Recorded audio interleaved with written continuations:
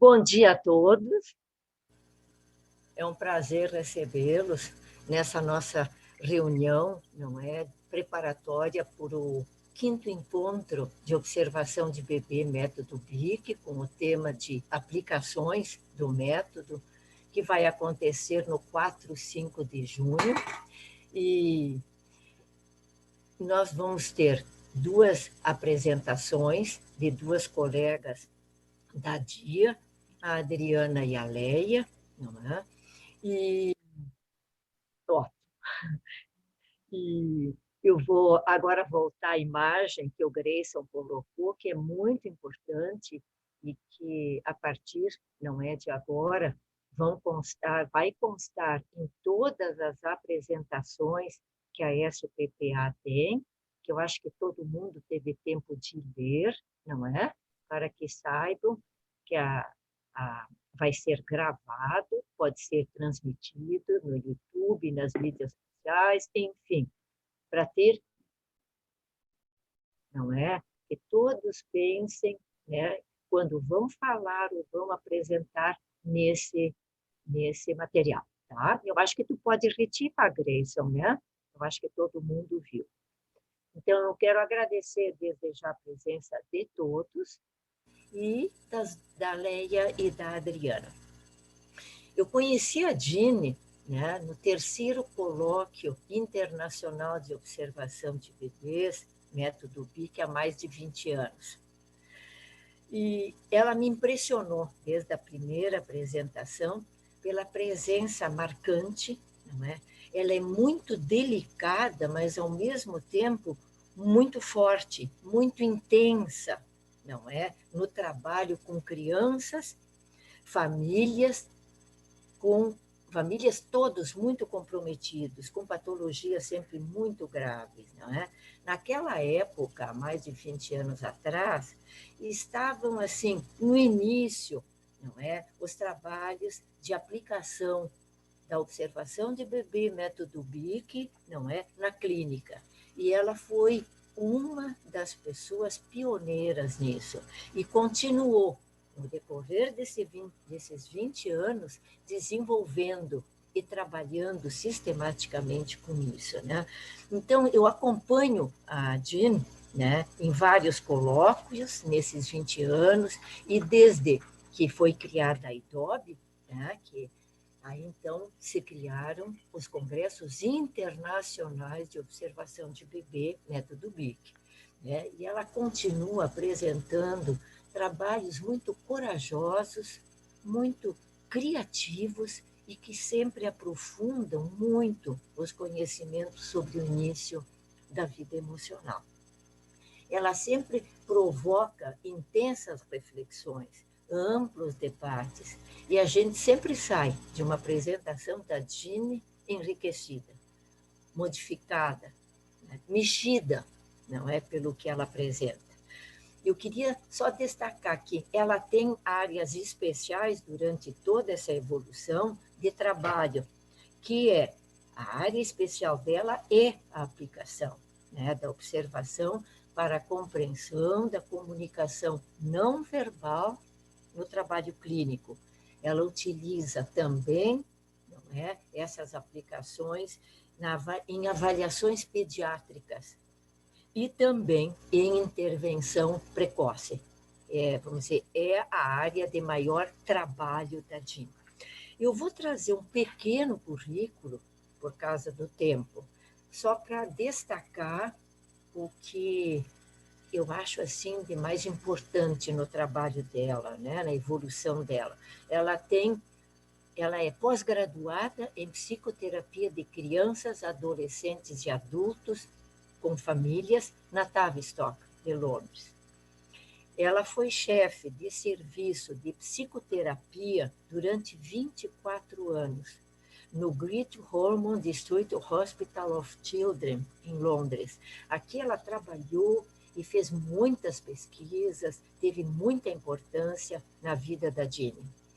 Ela é consultora psicoterapeuta no Centro Eller MED, do Consórcio de Transtornos Alimentares e Futuras Famílias Adotivas. É uma outra área que a Jean trabalha muito, transtornos alimentares desde bebês, crianças, adolescentes. Ela foi coordenadora adjunta e vice-presidenta dos Centros de Estudo Martha Harris para a formação de psicoterapeutas de crianças em Florença, Veneza e Roma. Atualmente, ela se dedica ao ensino do método de observação de bebês, aplicações e psicoterapia em diversas partes do mundo. Ela viaja e faz, então, esse trabalho ultimamente. Bom, quanto às publicações, são inúmeras, né? Mais de 20 trabalhos publicados em revistas da área, na América do Sul, na América do Norte, na Europa, na Rússia. Ela tem, assim, publicações pelo mundo inteiro em revistas. Tem um trabalho que foi publicado na Revista Brasileira de Psicanálise, não é, em 2016, que se chama De Boca Fechada, comunicação além das palavras. Esse está traduzido em português. Né? Também tem um capítulo de um livro, depois eu vou colocar aqui também, que está traduzido, né? E tem inúmeros capítulos em livros da área, não é? Em alguns ela é coeditora.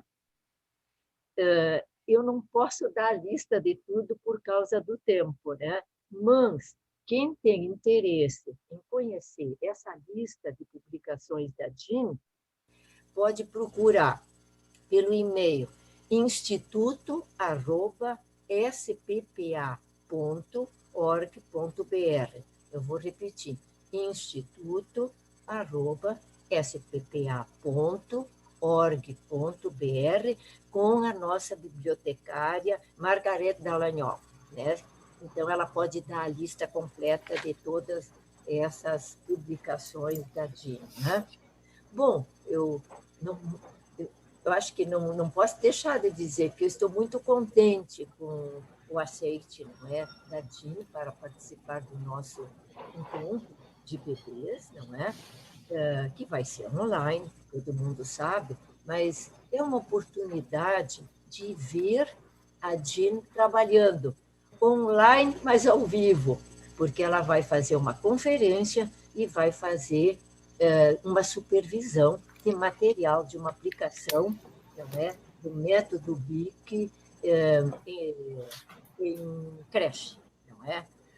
E, bom, eu vou passar, porque senão a gente fala muito da Jean, eu acho que quem pode apresentar melhor a Jean, não é, são as gurias. Quem é que vai iniciar de vocês? Eu.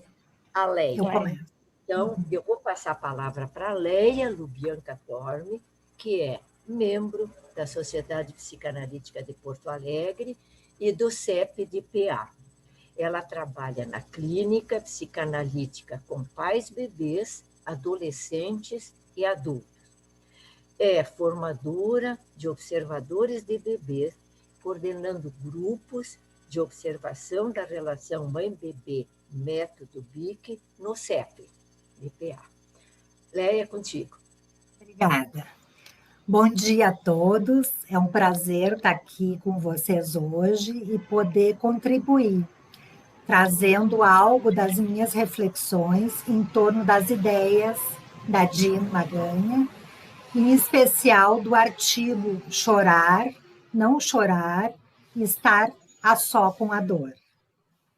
Nele, Jean nos convida para pensar em aspectos do chorar e do não chorar, fazendo relações com a observação de bebês e o trabalho clínico do psicoterapeuta e do psicanalista, em especial sobre o que ela chama das qualidades do chorar e do não chorar.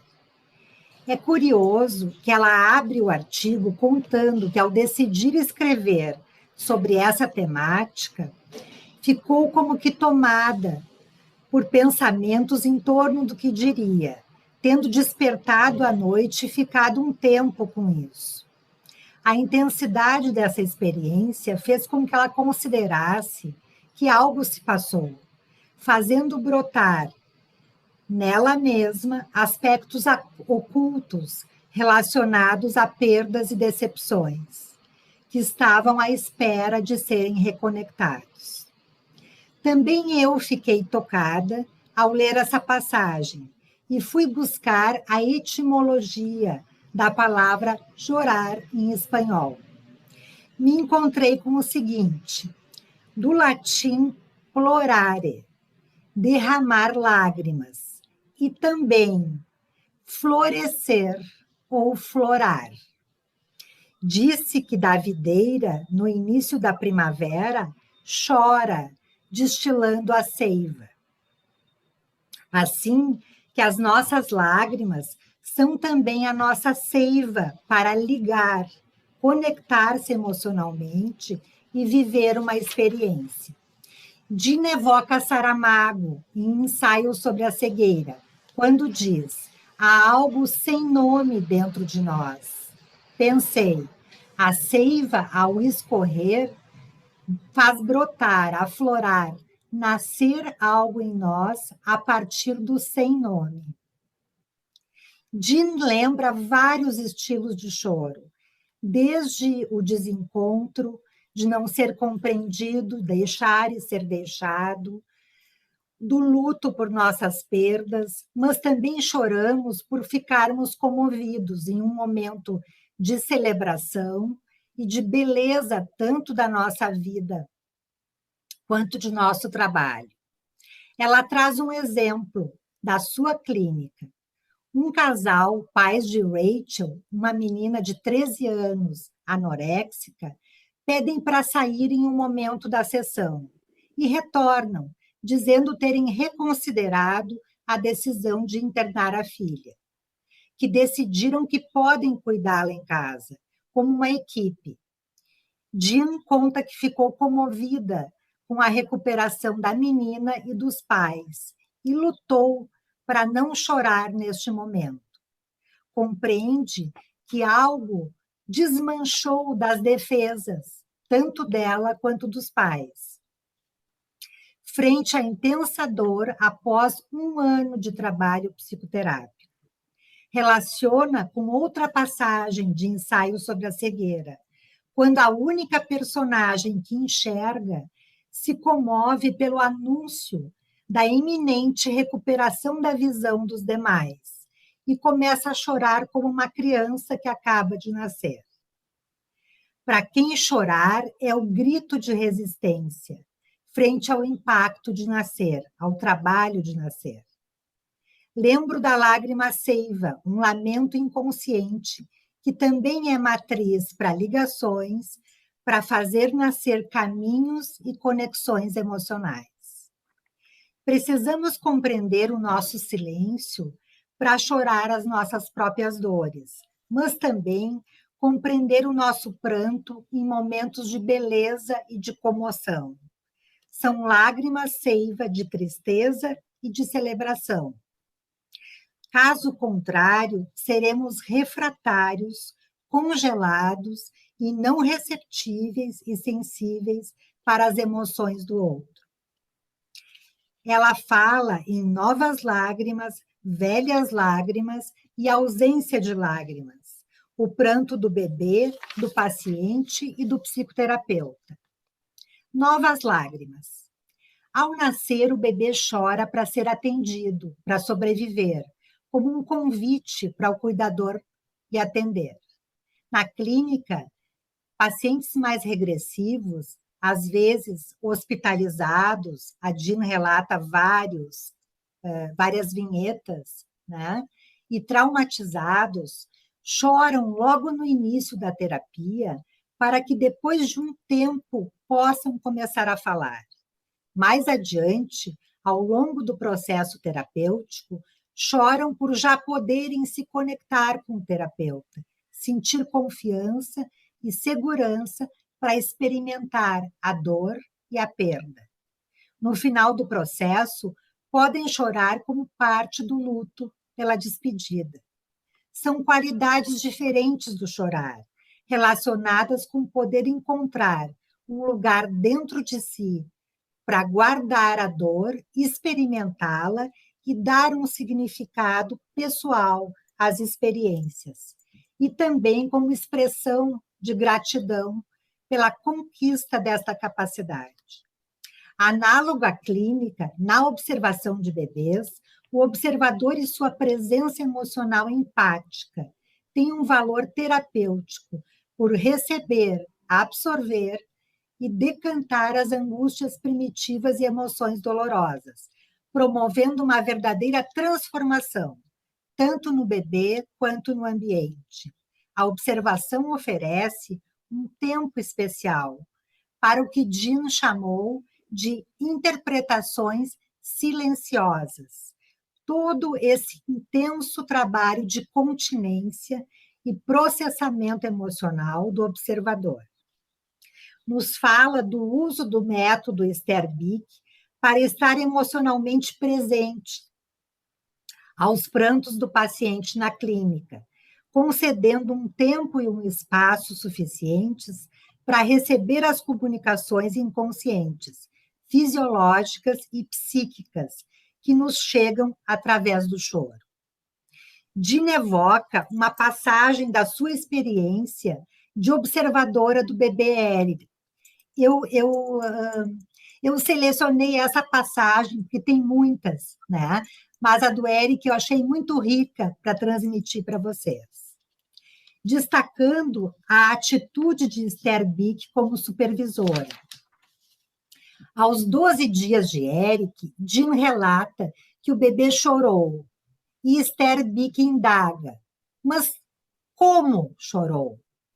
Lembrei da recomendação aos escritores, show, not tell, mostre, não conte. Jean nos mostra como foi enriquecendo os próprios registros da experiência da observação após trabalhar com Bic nos seminários. As nuances, qualidades e significados do choro de Eric. Eric, com 12 dias, abre aspas, o bebê está sentado no colo da mãe. Começou um choro afogado. O bebê retoma um choro ligeiro. Neste primeiro seminário, Sterbic explora diferentes movimentos corporais que acompanham o choro de Eric, para compreender como chora e o possível significado do choro, o que comunica, as formas como coloca os dedos na boca, o movimento das mãos, dos braços, pernas, expressões faciais. Segue mostrando como o relato seguinte, de Eric, com 18 dias, já foi enriquecido pelas indagações e explorações de Sterbic.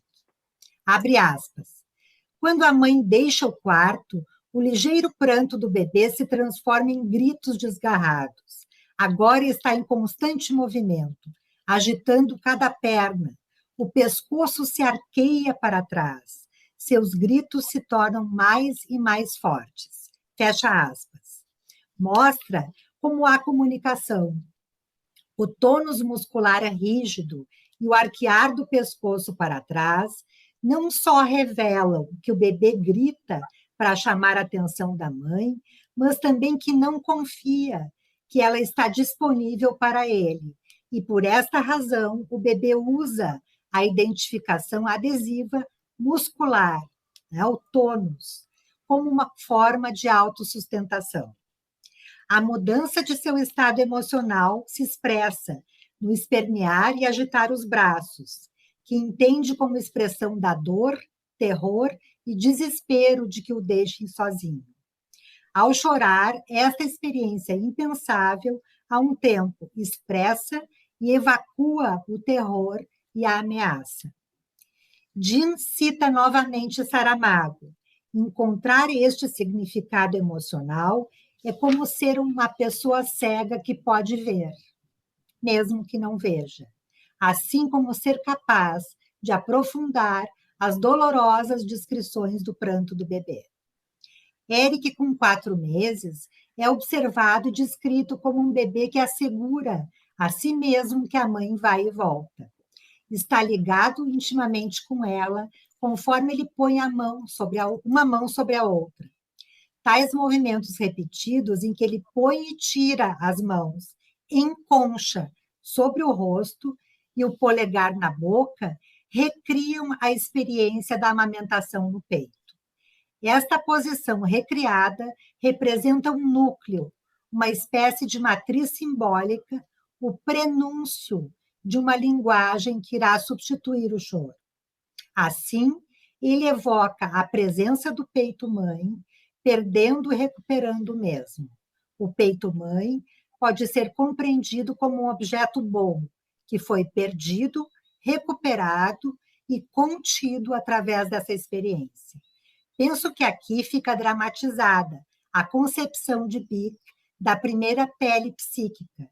O espaço para conter a experiência emocional nasce da experiência de ser contido por alguém. Segue, abre aspas, conter o objeto bom na mente permite um tipo de choro de qualidade diferente na ausência da mãe. As mãos em concha sobre o rosto são o início da criação de um espaço. Na sequência, pode-se formar a linguagem que substitui o choro. Fecha aspas. Então, a linguagem estará disponível para o bebê pedir que a mãe volte. Relacionando o choro deste período pré-verbal com a clínica, ela lembra Sunderland, que refere que o choro frequentemente significa um não. Não quero que me soltes, não quero ir ao colo de um desconhecido. Sendo que na clínica, o paciente pode expressar um não persecutório através do pranto, por sentir medo de falar diretamente ao terapeuta. Aos 9 meses de Eric, desenvolveu a capacidade... Aos 9 meses, Eric desenvolveu a capacidade de protestar por meio do choro e também imita o som dos pais. A voz do pai dizer dá e a da mãe em tom alto, também usando as mãos para substituir um de seus choros de protesto. Quando a mãe está tirando a roupa dele, chora e empurra a mão com as mãos para afastá-la. Já comunica o que gosta, o que não gosta, em uma linguagem mais desenvolvida, ampliando o seu repertório. A possibilidade de Eric fazer essa ponte entre o choro e a imitação da voz dos pais sinaliza um movimento de conexão emocional, com um ambiente que interage e responde ao bebê, às comunicações do bebê. Choro prolongado. Jim pensa o choro prolongado como uma tentativa de autossustentação em bebês e pacientes que usam o choro adesivamente. Lembra de uma paciente de 16 anos que refere, abre aspas, quando estou chorando, tenho medo de parar e deixar a dor ir e ficar só o vazio, por isso eu não paro de chorar. De outro ângulo, ela recorda o significado de deixar um bebê chorando, algo que, né, nos manuais, em alguns manuais, ultimamente aparece, né, como uma sugestão. E ela diz que deixar um bebê só e prolongadamente chorando pode ser uma expressão dramatizada do bebê interno abandonado do cuidador, e que no jogo de identificações é atuado, né, com o bebê, e que isso pode desenvolver e perpetuar defesas como a hipervigilância, mesmo que em situações posteriores a criança esteja em segurança. Quando os pais podem evocar o seu bebê interior para a experiência emocional com o filho, podem dispor de uma condição privilegiada para a comunicação e para a contenção das turbulências na experiência emocional. A ausência de lágrimas. O que permite, Jean se pergunta, O que permite a uma criança chorar e ter a experiência da dor e do luto? E o que impede, evita que uma criança chore e tenha essa experiência? Para chorar e expressar a dor, é necessário estar conectado a uma mãe boa, que contém as turbulências relacionadas à experiência emocional. Do contrário, o bebê pode desenvolver defesas autistas, congelar as suas lágrimas. E isso pode ocorrer não só a partir de experiências de separação, mas também de falha e de intrusão ambiental, quando o bebê fica à mercê do seu próprio desamparo. Traz o exemplo de uma situação de observação da bebê Ana, de 5 meses. Ana e seu irmão James, de 2 anos. Em uma cena, James tira a mamadeira de Ana e tenta colocar o bico em sua boca. A mãe, identificada com o filho e com os ciúmes do mesmo, não consegue proteger Ana da agressividade do irmão. Ana desenvolve um tipo de defesa autista frente ao próprio desamparo, o olhar perdido, o punho cerrado e o balanceio. Há uma rigidez, sinalizando que Ana retirou-se para o seu mundo interior, longe da insegurança e ameaça do mundo externo. Ela não abriu a boca para sugar. Suas emoções e prantos de angústia e dor congelam por não contar com a proteção materna. No cotidiano de um bebê, esses desencontros são comuns e podem ocorrer. Se há um rodimento de ego, o bebê poderá usar a identificação adesiva para se juntar e juntar a psique e o corpo. Bick refere alguns sinais corporais desta adesividade: rigidez muscular, boca fechada, tensionar a musculatura interna, podendo conduzir à constipação. Em episódios, a questão é se isso se torna um padrão na relação com o ambiente. Então, há uma tendência a desenvolver defesas autistas contra a dor.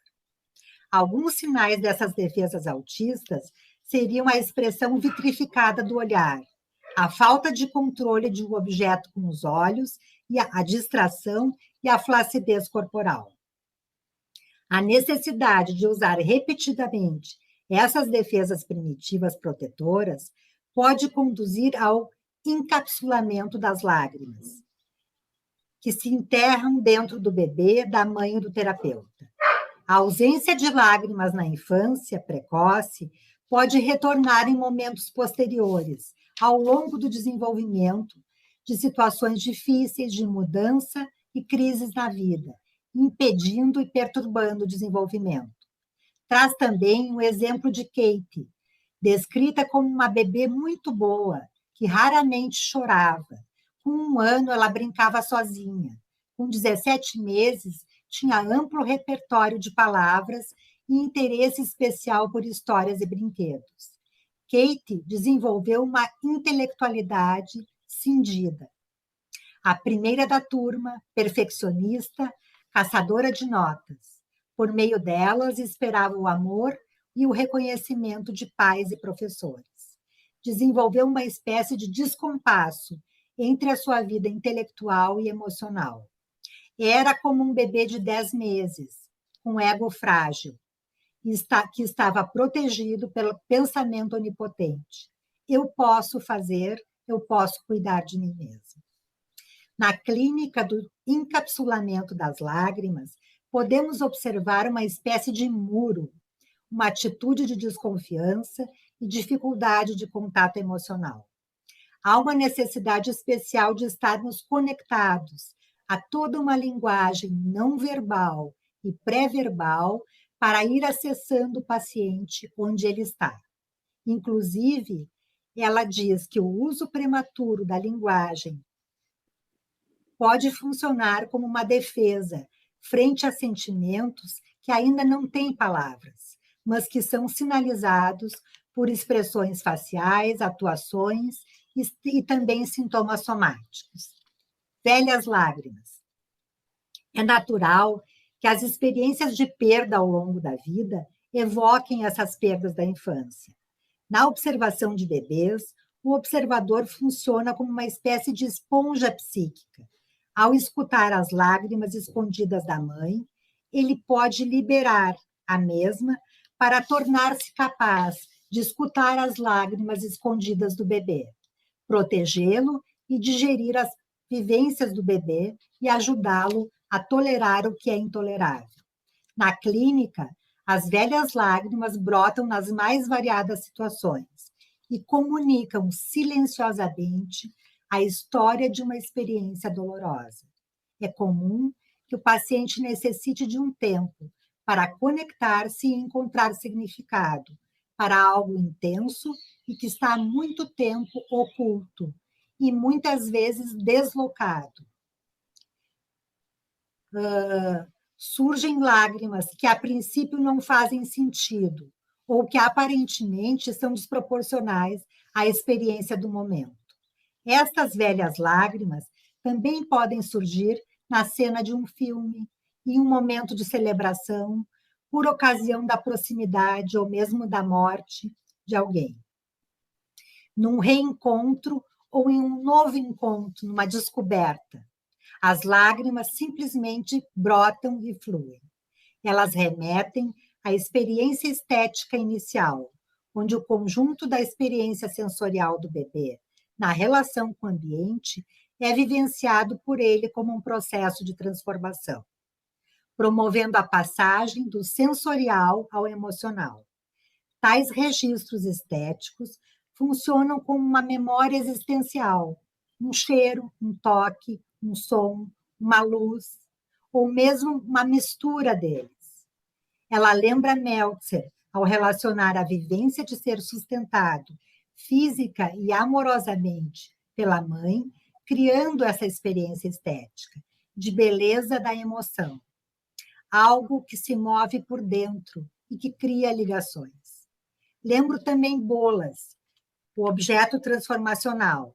A mãe ambiente é experienciada como um processo de transformação, de passagem de um estado para o outro, formando o núcleo das experiências estéticas posteriores da vida. Tanto na observação quanto na clínica, estas experiências são concedidas pela presença emocional silenciosa e não intrusiva de um outro, o observador e o terapeuta. Está ali para receber a música dos choros, sem saber antecipadamente, mas em estado do que Dino chamou pré-sintonia emocional, que absorve velhas lágrimas, mas também comunica e promove a passagem do sensorial ao emocional. Velhas lágrimas libertadas, agora seiva para florescer da raiz à ramagem emocional.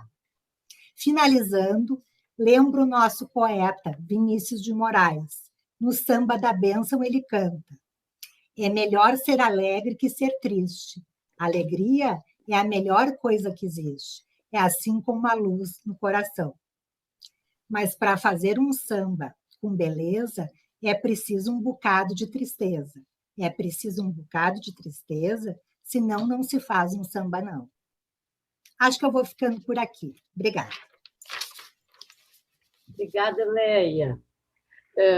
Eu lembrei um aspecto, Leia, durante a tua apresentação, não é, da clínica, como nós temos consultas, não é, em relação a bebês, ou por distúrbio alimentar, distúrbio do sono, agitação e choro, né? Tem crianças, tem bebês que os pais se desesperam. Eles vêm à consulta porque eles dizem que não suportam aquele choro contínuo, constante, né? Então, é um desespero.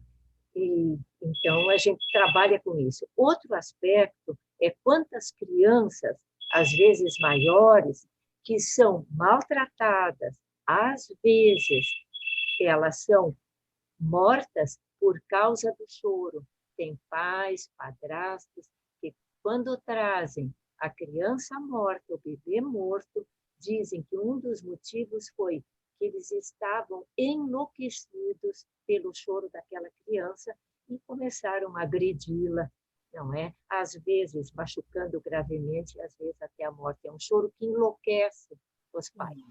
Bom, eu vou passar de imediato para a Adriana Pires Pacheco, que é psicóloga, mestre em psicologia clínica e membro da SPPA. É contigo. Bom dia a todos, né? É um prazer estar aqui, assim como tem sido um prazer entrar em contato com os trabalhos da Dini, né? Então, dando seguimento à atividade preparatória do encontro, nós escolhemos um capítulo do mesmo livro, né, que a Leia apresentou, mas que tem uma ênfase justamente nas aplicações da observação de bebê, que é o tema do nosso encontro deste ano, né? Antes de entrar propriamente no texto, eu gostaria de dividir com vocês uma entrevista com a Dini sobre o seu novo livro, né? A Criança em Silêncio, a comunicação mais além das palavras. Nessa entrevista, perguntaram para ela sobre o seu interesse pela observação de bebês. E Dini conta que era professora de imigrantes, de crianças imigrantes muito pobres em Chicago, né? E que nessa ocasião ela se interessou muito por um menino muito pequeno que fazia movimentos repetitivos e não falava. Surgiu daí, acho que brotou a semente, né? O interesse por que algumas crianças não se desenvolvem normalmente. Em seguida, Dini se muda para Londres e vai estudar na Tavistock, onde a observação de bebês era um requisito. Em um outro livro sobre observação de bebês, Laços de Encantamento, ela descreve a sua experiência, e a Leia também referiu, né, agora, no caso do Eric, a sua experiência de 3 anos de seminários com a Esther Bick, enquanto levava o material da sua observação. Ela conta como Bick mostrava que deveriam estar atentos, ou seja, intimamente interessados em todos os pormenores dos movimentos do bebê e das relações de seus pais com ele, né? Explorando a riqueza da vivência da criança naquele instante. O objetivo de Bick não se limitava a estudar sobre o bebê, e sim ensiná-los a observar, né?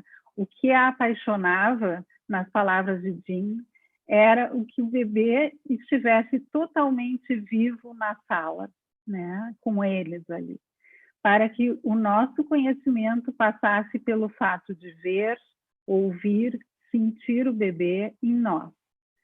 Precisamos compreender o diálogo que emana de cada parte do corpo do bebê e então poder identificar-se com ele, viver suas angústias e alegrias. Então, com essas ideias em mente, eu inicio o capítulo Conhecer, Cuidar e Proteger o Bebê, né? Eu fiz alguns slides, eu vou compartilhar a tela com vocês, porque a Dini vai trazendo ao longo desse capítulo várias situações, né, vários dados objetivos, então eu achei que a gente poderia aproveitar melhor. Só um minuto. Então, vamos lá.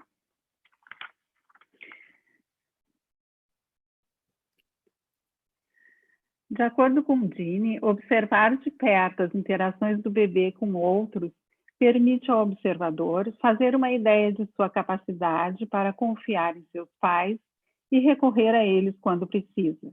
Se a interação é suficientemente boa, o bebê olha os olhos da mãe, aceita sua comida e progressivamente alcança metas de desenvolvimento para sentar-se, caminhar, falar e encontrar um número cada vez maior de formas para chegar a conhecer o mundo e relacionar-se bem com as pessoas. Infelizmente, alguns bebês estão sujeitos à diversidade, né? E sabemos que se por alguma razão os pais não são capazes de sincronizar com seus filhos e satisfazer suas necessidades de proteção, cuidado e continência de experiências emocionais, a criança sofre vários transtornos em seu desenvolvimento. Então, o objetivo, né, de Jeanne nesse artigo é descrever o uso da observação como um procedimento de rotina para avaliar interações pais-filho e assegurar que se proporcionem as oportunidades apropriadas para que seja amado, protegido, cuidado e compreendido. Então, aqui Jeanne trata de intervenções, ela está falando de intervenções preventivas de saúde psicossocial. E ela vai trazendo, ao longo do texto, critérios de avaliação para programas de intervenção que atendem à negligência emocional e ao abuso dos pais frente aos bebês e às crianças pequenas em risco. Bom, a criança não vista, né?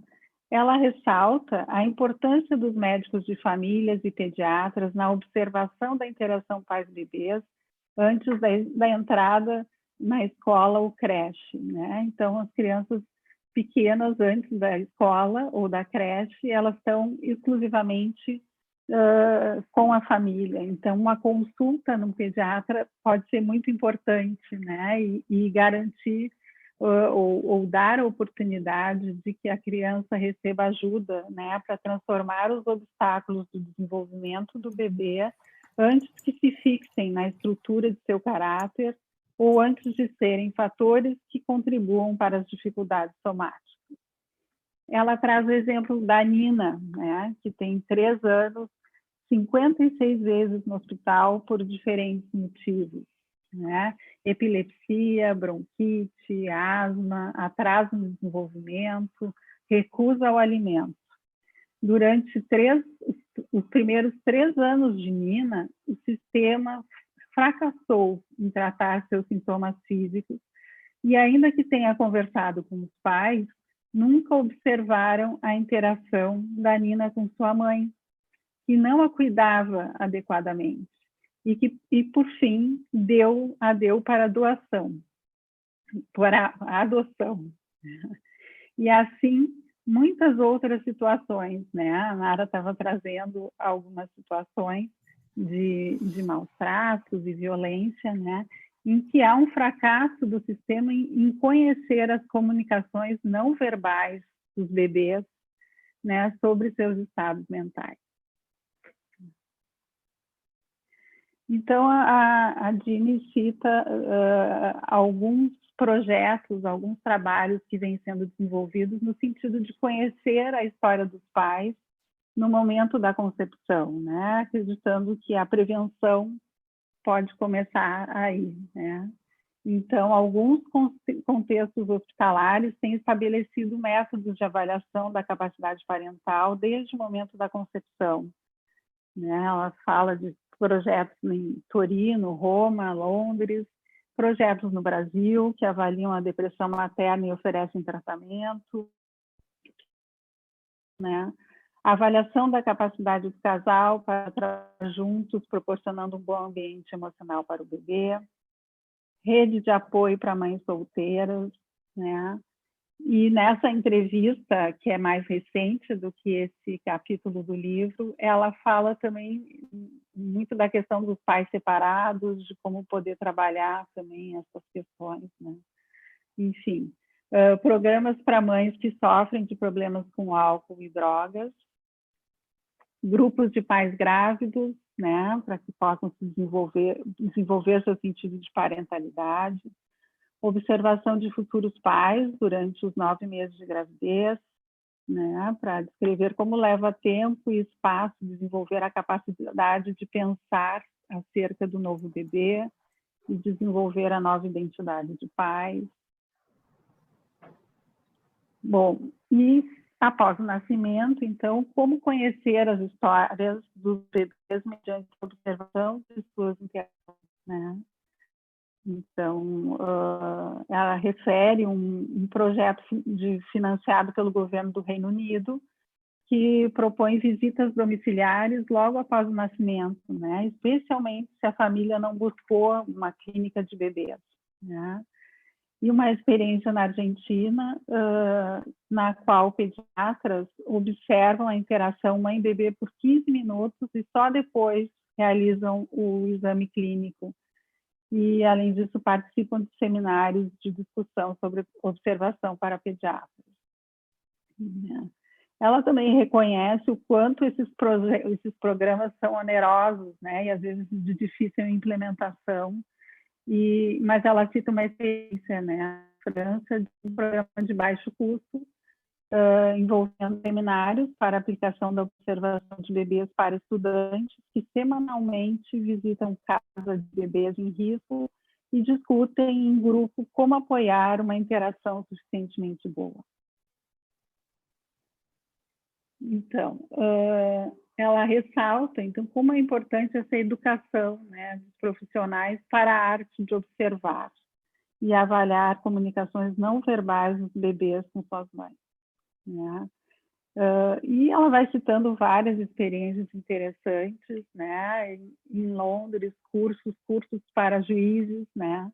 Que têm que tomar decisões importantes em relação à vida dos bebês, que eles também possam estar aptos a identificar fatores de risco emocionais, enfim, né? E que as provas de avaliação do desenvolvimento sozinhas não são suficientes, né, para identificar emocionalmente o risco, né? E que é necessário observar também as interações da mãe com o bebê. Então, ela vai trazendo sinais patológicos em bebês, né? A Léa já comentou alguns, que é a expressão congelada, né? Essa falta de controle sobre um objeto com os olhos ou com as mãos, ou ambos, desesperança, ausência de resposta emocional que implica depressão ou conduta de retraimento, afastar-se do seio, né, a dificuldade de alimentação, né, afastar-se do seio, fechar a boca, frente ao seio ou bico, vômito frequente de leite, choro e movimento contínuo em relação ao alimento, as somatizações, né, também de novo os vômitos, constipação frequente, eczemas, cólica, asma, epilepsia, e outros sinais, como o corpo flácido, né? Boca aberta, sem resistência nem resposta à intrusão, expressão congelada, como falta de envolvimento com o mundo externo, afastamento do cuidador quando está angustiado, né? E não uma atitude de busca, né? Evitação frequente do olhar, movimento repetitivo para autoconfortar-se, bater na cabeça ou beliscar-se, extremamente ansioso, angustiado, inconsolável na maior parte do tempo, desenvolvimento físico pobre e sem atingir os níveis de desenvolvimento apropriados para este bebê em particular. Quanto à avaliação, então, da negligência ou do abuso emocional, ela define o abuso emocional como um maltrato emocional persistente e generalizado a uma criança de maneira que causa efeitos severos e adversamente persistentes em seu desenvolvimento emocional.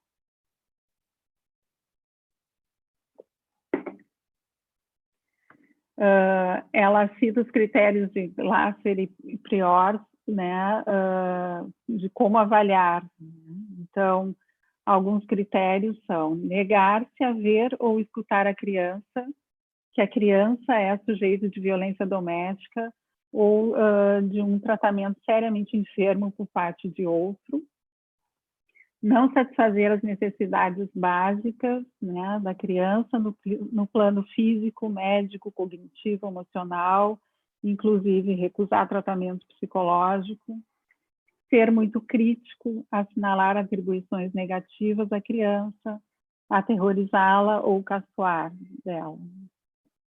Exposição a situações de perigo, negar a necessidade de consolo, proteção, cuidado e amor, superproteção, limitação da exploração e aprendizagem, isolamento e privação de interação social.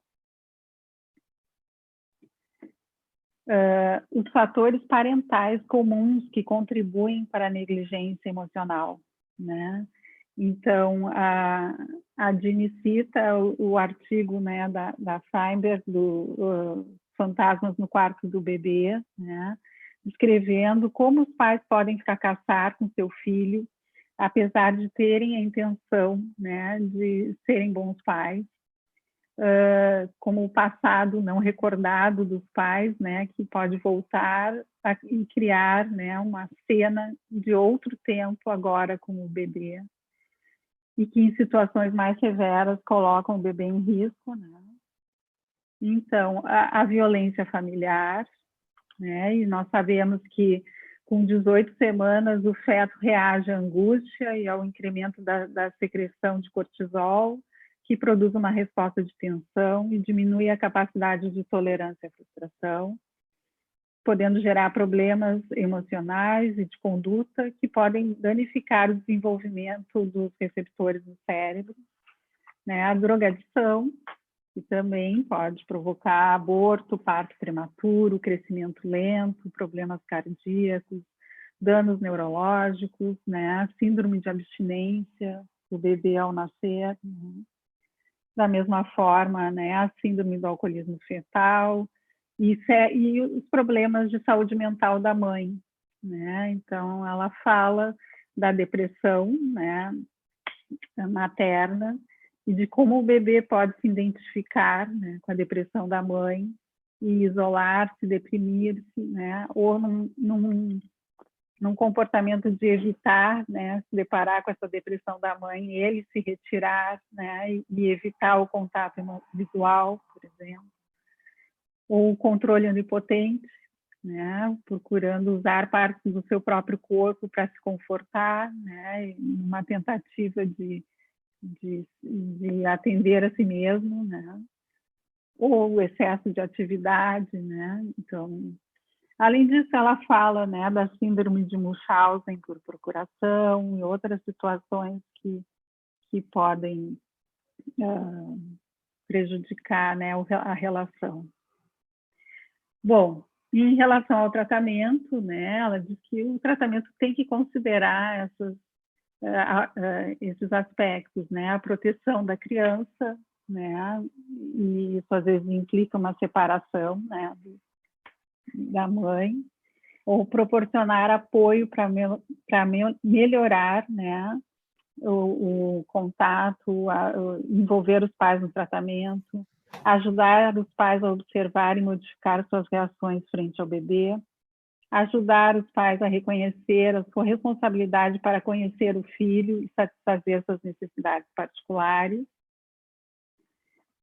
ajudando a mãe a ser capaz de, né, responder com confiança e consistentemente ao bebê, responder aos sinais de incômodo do bebê, mostrar habilidade para confortar o filho, iniciar interações positivas, incluindo tocá-lo, pegá-lo no colo, mostrar interesse em fazer contato, né, olho no olho, cara a cara, responder apropriadamente às diferentes focalizações da criança, aceitar receber os sentimentos do filho e dar-lhes um significado às suas necessidades físicas e emocionais. E ela cita alguns programas, né, que como ela também não detalha muito nesse trabalho, mas eu achei interessante trazer, até como né, a atitude que implica, né? Eu achei interessante o nome desse programa, que é Aproximação, Espera, Olha e Pergunta, né? Que é essa atitude de observar, de dar tempo ao tempo, antes de propor, né, uma ação, necessariamente. Aproximação, tempo linear, e ela reforça muito durante todo o trabalho a importância e a valorização que ela dá para o trabalho da escola, do sistema de saúde, né, e com pais e filhos, né. Eu, inclusive, me lembrei do trabalho, né, desenvolvido na nossa sociedade, da SMED, né, com o objetivo também de atingir os professores, né, de poder ajudar nesse sentido. Bom, ela também fala do livro do Downs, esse que é a aproximação de Selma Feinberg, nessa ideia de que os pais podendo ter acesso à dor infantil, né, os desencoraja na repetição, né, e trazendo então a possibilidade de uma mudança, né, de poder cessar, né, com a repetição. Bom, então eu acho que teremos muito para discutir, né, com a Dini, e acho que deu para ter uma ideia da experiência rica que ela tem, né? Eu acho que clinicamente, né, um trabalho aprofundado com a observação de bebês, intercâmbios, né, com vários profissionais de várias culturas e realidades diferentes, né? E acho que a gente pode aproveitar essa experiência dela. No Brasil, a gente tem vivido uma realidade muito dura, né, de grande desigualdade social, com muitos bebês e crianças pequenas expostas a vários tipos de privação, violência, abusos, né, situações agravadas pela pandemia, pelo afastamento da escola, dos atendimentos de saúde, com os pais sobrecarregados emocionalmente, né, fazendo com que algumas estejam sendo menos olhadas ainda, né. Temos muito a fazer, mas também temos observado muitas ações pelo país, né, que servem de inspiração e estímulo. Algumas teremos oportunidade de conhecer no encontro, né, trocando com profissionais que atuam em várias áreas, né, como o TI neonatal, o que trabalham com estimulação precoce, crianças em risco, com clínica psicanalítica de bebês. Então, como diz Esther Bick, né, precisamos aprender a observar, e observar servirá a nós para toda a vida, né?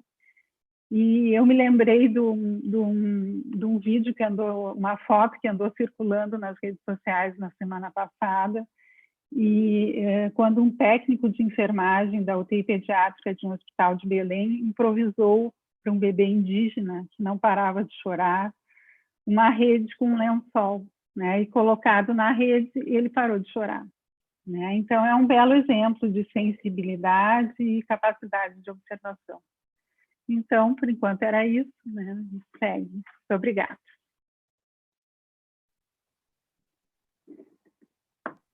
Doutora Nara, a senhora está sem o microfone.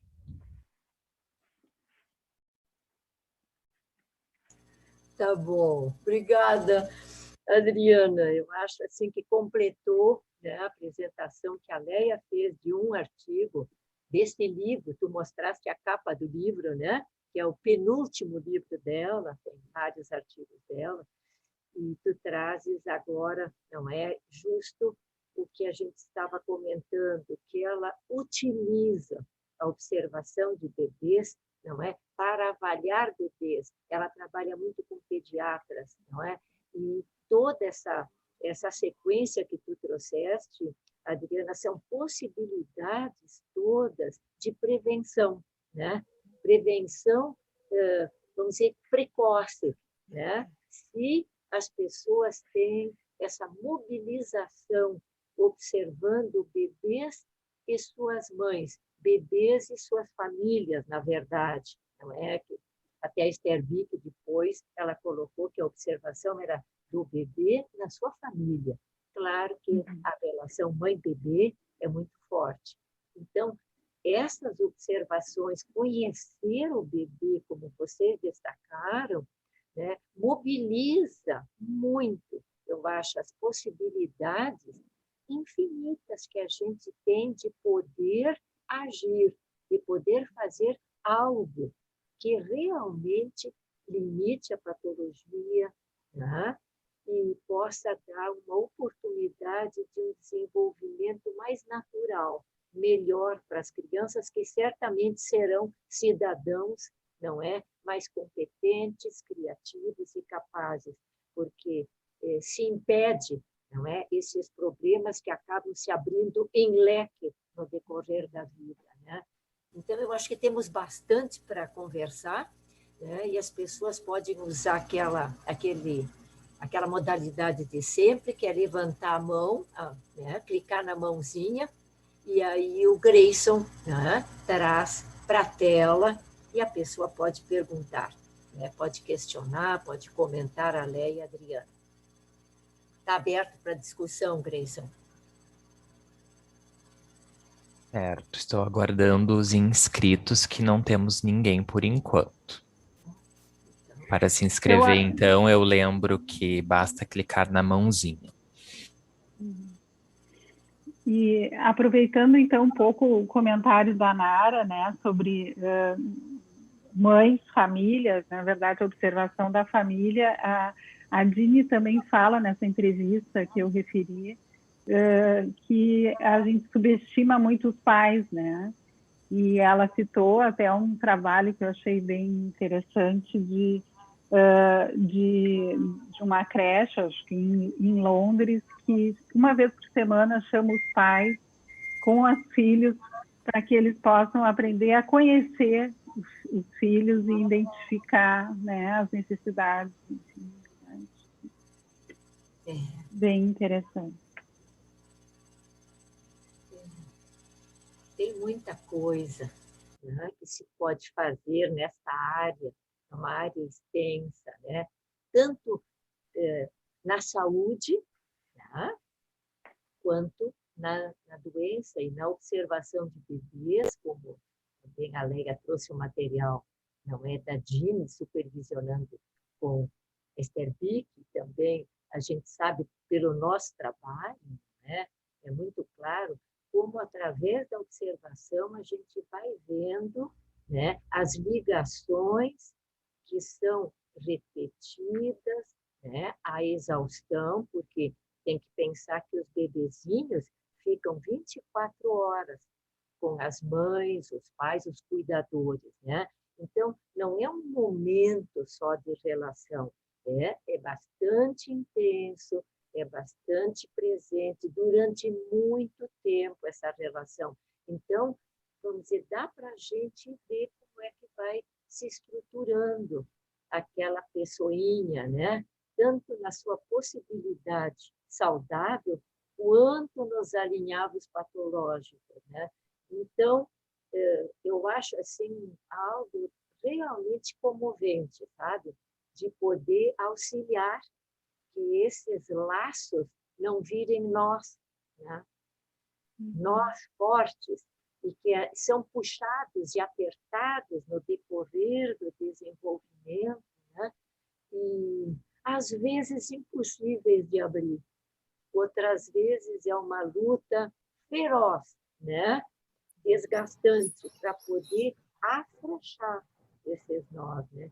Então, quem trabalha com o início da vida, né, os bebês e suas famílias, tem essa possibilidade, abre o olhar, né?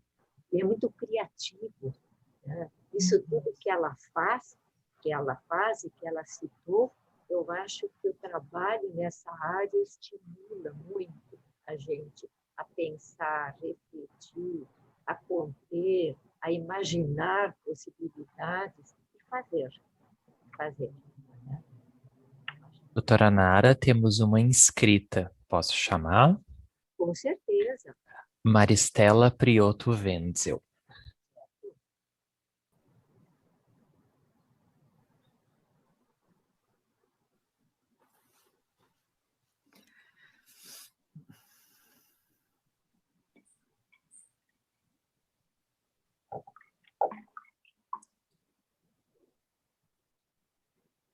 Estamos lhe ouvindo. Pode ativar seu vídeo também.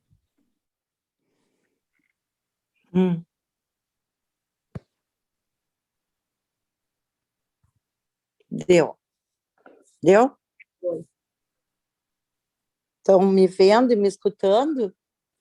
Com certeza. Bom, primeiramente, eu quero cumprimentar a Adriana e a Leia e a Nara, como coordenadora do dia, por esse excelente evento e esses trabalhos tão preciosos, né, que vão deixando a gente refletir, pensar cada vez mais. preenchendo assim as nossas experiências, né? O trabalho que a Leia apresentou, eu achei de uma riqueza grandiosa, porque como ela vai discriminando cuidadosamente os estilos e as expressões do choro, porque são comunicações que às vezes passam en passant, tanto para os pais, como para os pediatras, como até para os terapeutas mesmo também, né? Então, eu acho que esse trabalho é muito precioso de se ficar atento a esses detalhes que ela vai descrevendo. E quanto à Adriana, que apresentou também detalhadamente pontos que são muito significativos. A Dini eu conheci na clínica Paz Bebês, de doutora Nara Caron e Ruth Maltz, de muitos anos atrás, quando estudávamos intervenção neste livro, o Laços de Encantamento. Né? Isso, e eu fiquei muito curiosa e muito contente que vou conhecer a Dini em vídeo, mas pessoalmente, né? Uma outra questão importante que foi citada na apresentação é o contato com os pediatras. E isso me remeteu a uma experiência preciosa que eu tive na minha vida profissional, de trabalhar no Hospital São Francisco de Paula, o Hospital de Clínicas, vinculado à Universidade Católica de Pelotas, em Pelotas, por muitos anos, aonde eu dava seminários para os pediatras de uma psicanálise aplicada à pediatria, com esse enfoque de observação, de aplicação, e fazia intervenções de bebês na enfermaria da pediatria e da UTI, quando me chamavam,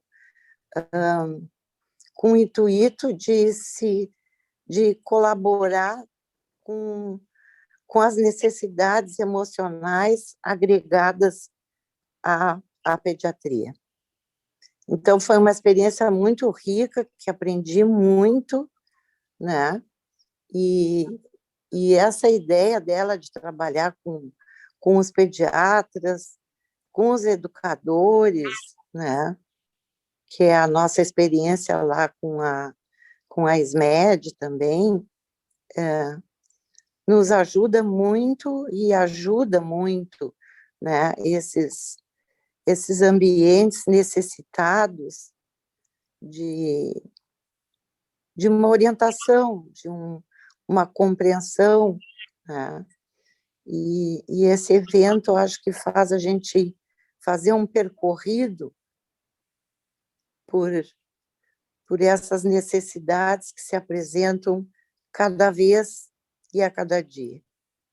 Parabéns a Nara, como coordenadora do dia, parabéns a Leia e a Adriana, e vamos adiante com a jornada. Muito obrigada.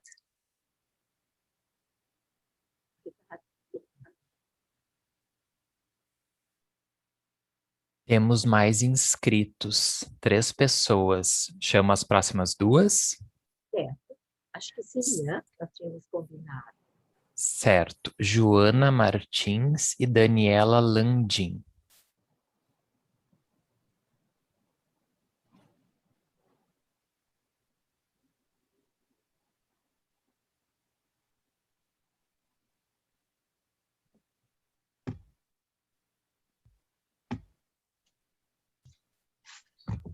Oi, João. Oi. não sei se posso falar. Bom, queria parabenizar, né, o evento de hoje. É fantástico, né, a gente poder estar chamando atenção, né, para a questão da prevenção, o quanto não só nós psicólogos, né, ou psicanalistas podem estar atuando preventivamente e também remediando as situações, mas essa questão da área inicial, né, pediatras e outros profissionais, tanto da área da saúde como, né, escolar, então foi muito importante, assim, a atividade. E me chamou muita atenção a palavra, a fala da Leia, achei riquíssima, assim, a frase, assim, ó, de poder ouvir a música do choro, né? Eu achei fantástica essa expressão, porque realmente o choro está comunicando e está mostrando a música interna, né, daquele bebê. E também queria falar, assim, que a gente em Florianópolis, eu sou de Florianópolis, né, e a gente tem o Instituto Pais Bebês, que trabalha com isso, tudo que vocês estão falando, assim, com a prevenção, né, e com tratamento posterior, né, logicamente, com atendimentos de mãe e bebês, e também com a capacitação de profissionais da área da saúde em geral, e trazendo também informações para o público leigo, e sobre toda essa temática, né, que a gente está falando hoje. Então, sim, a observação, assim, é fundamental, e eu achei muito importante ouvir, né, esse trabalho, porque eu não, por mais que a gente já faça naturalmente essa observação, mas ficar claro, uma observação, não só observação de mães e bebês dentro das casas, né, do método Sterbic, mas poder levar isso além, com um nome, com técnicas, achei muito rico, assim, porque por mais que a gente já faça, mas poder capacitar profissionais para fazer isso, eu acho que é de grande importância, né? Então, era isso, eu queria parabenizar, só não podia deixar de lembrar do Instituto, dizer que aqui em Florianópolis a gente já tem, e também, assim, poder falar, assim, o quão rico, né, a gente consegue mesmo em loco, em consultório, só dando exemplo do consultório, né? Nós conseguimos em loco fazer mudanças riquíssimas em apenas uma sessão, por exemplo, né? Quando se consegue ouvir o choro, ouvir a música do choro do bebê na presença da mãe, e identificar o quanto essa música pode estar relacionada com os choros anteriores da mãe, né? Que é o que vocês falaram aqui. Realmente é riquíssimo, né? Eu tive a oportunidade de realizar um trabalho assim, até foi o que a Nara estava presente, né, Nara, na FEBRAPS, que eu apresentei. Então, assim, realmente é muito lindo e eu acho que tem que ser divulgado de todas as formas, assim, a importância disso no início da vida, né, nos momentos iniciais. Mas, enfim, já estou me alongando, só para parabenizar mesmo, gostei muito da manhã de hoje. Quem sabe nós estamos, não é, focando no bebê, né? A linguagem do bebê, a linguagem corporal do bebê, que segue conosco para o resto da vida, né? E a importância, como tu está dizendo, Joana, e também a Maristela falou, como é importante a gente conhecer essa linguagem, sentir essa linguagem. Os pediatras que lidam diretamente com os bebês, os pais, nós, os terapeutas, psicólogos, e também o público, que o público em geral, né, tenha esse conhecimento, tenha esse gosto, tenha essa sensibilidade de escutar o bebê chorando, se mexendo, não olhando, fechando a boquinha, etc. O corpinho do bebê falando. E está apto, disponível, né, para ouvir. Né? Isso que é. Tá, obrigado, Joana. Tem mais uma pessoa que vai falar? As gurias querem responder?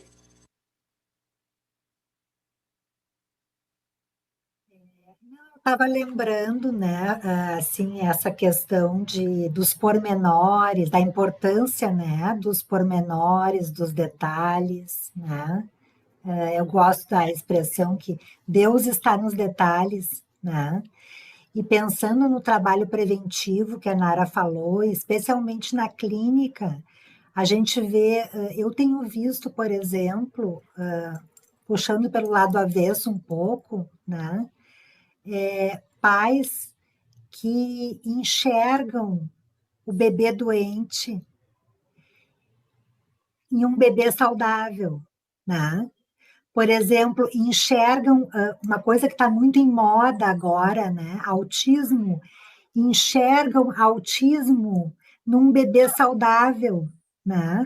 E às vezes a gente assim podendo pegar, receber esses detalhes, essa música do ambiente, né?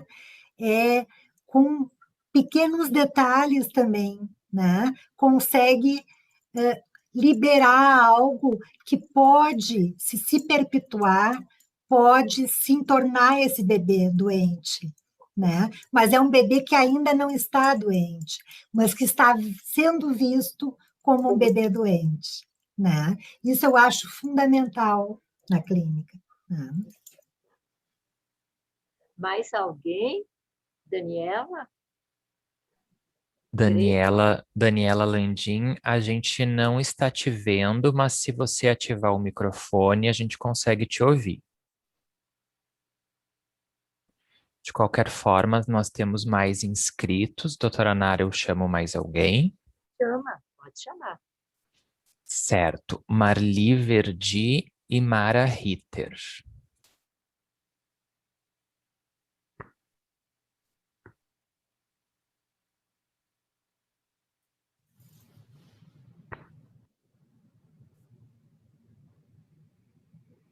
Não dá para.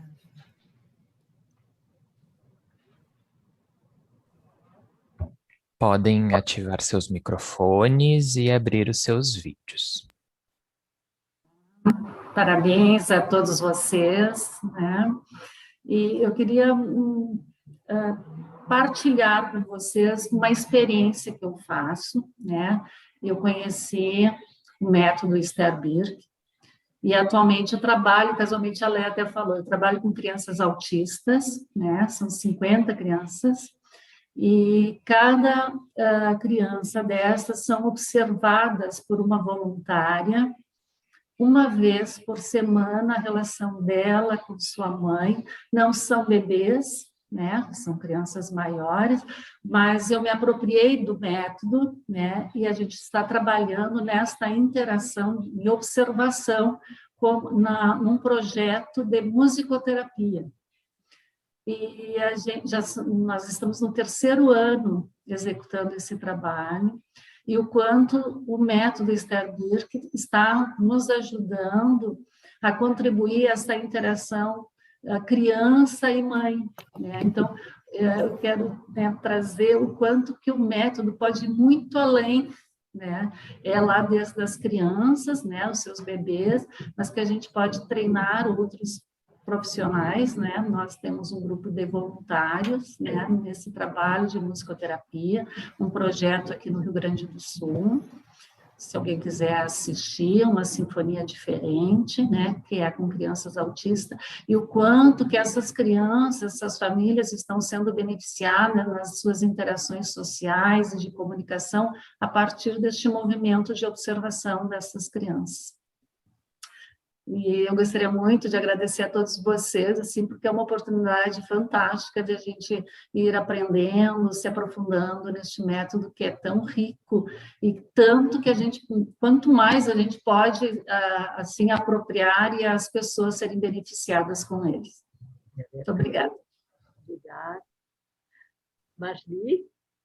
Oi, Nara. Estou aqui de novo e estou gostando demais disso que vocês estão fazendo. Muito obrigada. Eu queria contar um pouquinho que aquele projeto, eu estou querendo contar para todo mundo que aquele projeto que a gente começou, o SOS Manaus, agora está se abrindo para o Brasil todo, vai começar a atender pessoas, vítimas, que na verdade são crianças, bebês. Então, vocês falando, pensei muito no que a gente tem discutido no projeto, porque é realmente um projeto para atendimento de gestantes, bebês, interação pais-bebês, e crianças de 3 a 11 anos e adolescente de 11 a 21 e seus cuidadores, né? É um projeto gratuito que a FEBRAPS está apoiando, né? Que tem psicanalistas do Brasil todo. Então, como aqui estamos entre psicanalistas, queria contar para vocês que, se tiverem situações por causa da pandemia, podem estar encaminhando para o projeto. E eu acho que isso é uma ótima notícia, porque são pessoas bastante experientes que estão participando, sabe, Nara? E que vão poder atender gratuitamente por 8 sessões, e estão procurando encaminhar aqueles que precisam de continuidade. Então, é para fazer uma propaganda do projeto, para que todo mundo reconheça, nós estamos querendo muito divulgar. Então, quero agradecer essa oportunidade de fazer isso aqui. Muito obrigada. E obrigada a vocês pelo trabalho, foi muito bom. Gosto da Dini demais da conta, então foi ótimo. Muito obrigada. Eu gostei, Marli, eu gosto da Dini demais da conta. Gosto muito. Esse projeto que está andando, né, Marli? Porque, às vezes, em circunstâncias como as nossas, tem muitas dificuldades para andar. E tu está dizendo que é um projeto que está andando. Está andando. Isso. Pode usufruir, encaminhar. Isso. Foi a Alicia que concebeu, né? Eu digo que a Alicia põe a gente para andar, Nara. Todo mundo. Ótimo, obrigado, parabéns, beijo nela. Muito obrigada, gente. Muito obrigada pela oportunidade de ouvir vocês. Foi ótimo. Mais alguém, Grayson? Porque daí encerramos os comentários. Não temos mais inscritos. Tá, então, fica para vocês, para a Léria, para a Adri, né? O que vocês mais gostariam de dizer. Eu acho que é isso aí, fica o nosso convite, né? Como a gente pôde ver, assim, conversar um pouquinho, é um aperitivo, né? E acho que o aperitivo tá valendo, né? Assim como um convite para a gente seguir no simpósio, no encontro de bebês, né? Pensando, conversando, especialmente recebendo a Jean, né? Com toda a força, a delicadeza e a vitalidade dela, né? Para nos enriquecer esse trabalho. É isso. Eu queria de novo agradecer a oportunidade também dessa discussão, que vai também nos alimentando e preparando para o encontro, né, com a Aline e para essas trocas que a gente está tendo, assim, podendo ampliar o olhar, né, e ligado com essa riqueza que a observação proporciona, né, da gente poder voltar a olhar para dentro, mas também, com isso, poder enxergar outras possibilidades, né? Então, obrigada, esperamos vocês, né, no encontro. Né? Eu também quero agradecer a Léia, a Adriana e a todos os presentes, não é? E eu acho que essas reuniões preparatórias e, evidentemente, o nosso simpósio e, não é, o trabalho com a Jean, né, no encontro sobre observação de bebês, especialmente as aplicações, que sejam para nós um estímulo, sabe? Assim como no ano passado, a Rosela Sandri esteve conosco, né, online também, mas eu digo, ela esteve por aqui, eu acho que, eu pelo menos penso, eu frequento muito, toda a vida frequentei muitos simpósios, congressos, participei muito, porque eu acho que injeta, sabe, o contato com colegas que trabalham na área que a gente trabalha, que aprecia, que são pessoas ricas, criativas, não é? Eu acho que a gente bebe na fonte e volta para casa. Agora a gente vai beber em casa mesmo, né? Com todo esse conforto. Eu acho que nos estimula a levar adiante um trabalho que eu acho fundamental, fenomenal, de muita ajuda para todos, não é? Então, eu espero que o simpósio faça isso com todos nós, né? Nos dê mais energia, não é? Mais questões, mais, não é, aspectos para desenvolver e trabalhar bastante. Um abraço para todos. Até o simpósio agora. Até. 27, 28 e 29 de maio. Tá?